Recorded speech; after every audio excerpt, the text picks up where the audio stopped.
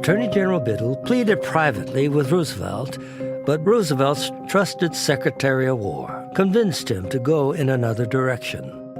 From the White House today came the most drastic action yet taken against possible fifth column activity, sabotage, and spying on the Pacific coast. On February 19, 1942, President Roosevelt signed Executive Order 9066. The effect of an executive order issued by the President is to allow the Secretary of War to remove not only Japanese aliens, but Japanese who are American citizens from strategic areas on the West Coast. For all its impact, historian Eric Muller says the language of Executive Order 9066 was remarkably bland.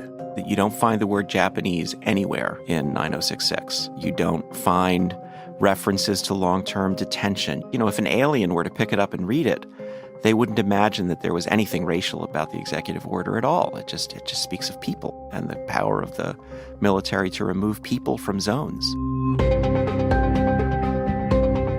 But in reality, Order 9066 resulted in the incarceration of roughly 120,000 people of Japanese ancestry.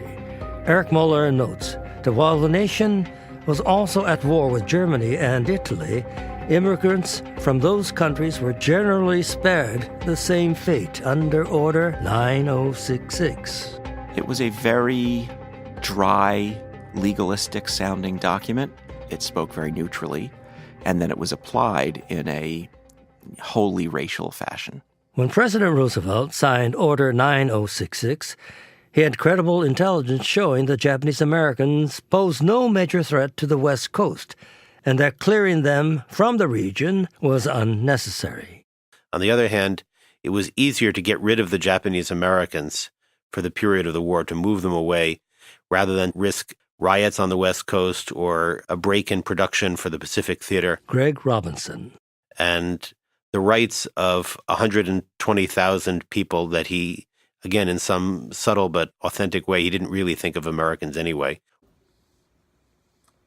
When discussing Japanese internment, one must consider the impact of Executive Order 9066, specifically on how it shaped the American perspective during World War II. Executive Order 9066 authorized the process of internment.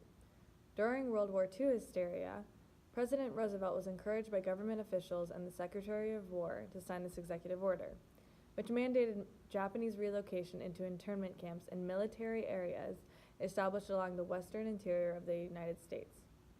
It was promoted as a cautionary measure for protection against espionage and against sabotage to national defense. It was signed shortly after the Japanese attack on Pearl Harbor, an event which fueled feelings of racism and paranoia.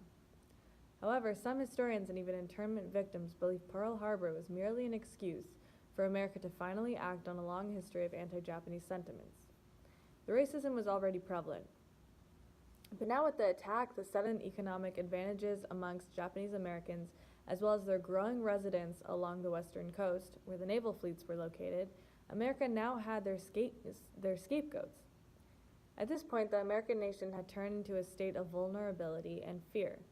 They had just been attacked by Japan and in turn scapegoated the closest association to the enemy, who in their eyes was any individual of Japanese ancestry, whether they had American citizenship or not.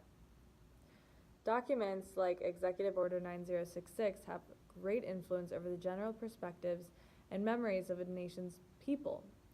In this case, President Roosevelt, a political figure who the American people look up to and trust, signed this document and played on his people's pathos. This order of legislation definitely affected the memories of both the American and Japanese American people. For the Japanese American people, they were left with memories of betrayal by their home country when this order was signed. The typical narrative is that the executive order was signed to protect Americans on the West Coast from a Japanese menace, and this narrative has been perpetuated throughout history. This is what we'll call the military necessity narrative, which is a sentiment we will attribute greatly to Lieutenant General DeWitt, whose document encouraged President Roosevelt to sign Executive Order 9066, which legally mandated the incarceration of citizens who had as little as 1/16 of Japanese lineage. We want to challenge the narrative of military necessity in order to better understand the many significant factors which contributed to Japanese internment, especially emphasizing the racial and economic motivation behind this decision. Many Americans of Japanese ancestry had storefronts with huge inventories or farms with months' worth of toil expended on the land, and they were forced to abandon their belongings, property, hard work, and memories. The racism at this time was extremely palpable, with anti-Japanese vandalism committed on the forcibly vacated properties.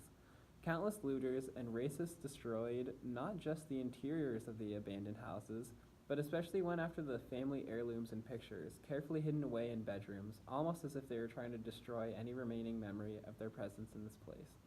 The destruction, damage, and utter loss of an estimated $1 to $3 billion, not adjusted for inflation, in total value belonging to Japanese Americans was lost due to a combination of economic competition and racism backed by the U.S. government. We can see the ways that racism, as well as a horrific economic incentive to separate all legal ties between people and their property, is one of the most significant factors behind the decision for the mass incarceration of Japanese Americans. Many different military reports identified a fifth column of Japanese American citizens who are identified as unassimilable, and that there were vast networks of anti-American Japanese nationals in the country. Yet, there is no additional research cited in these military documents.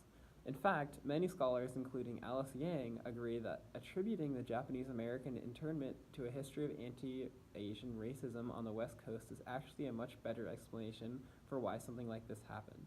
An emphasis on unassimilability and that the disloyal Japanese were an enemy race is one of the ways that we see this. When we consider the Immigration Act of 1924, which prohibited all Japanese migration to the United States, the Alien Land Laws of the 1910s, which prevented Japanese immigrants in America from owning property, and the explicitly violent racism first mobilized against Asian Americans in the early 20th and late 19th century in America. This yellow peril, which constituted Asian Americans as a parasitic, treacherous race, was reignited and used to mobilize the military and political narrative FDR and DeWitt were promoting in order to sign and have support for Executive Order 9066, sending the Japanese Americans away to the internment camps.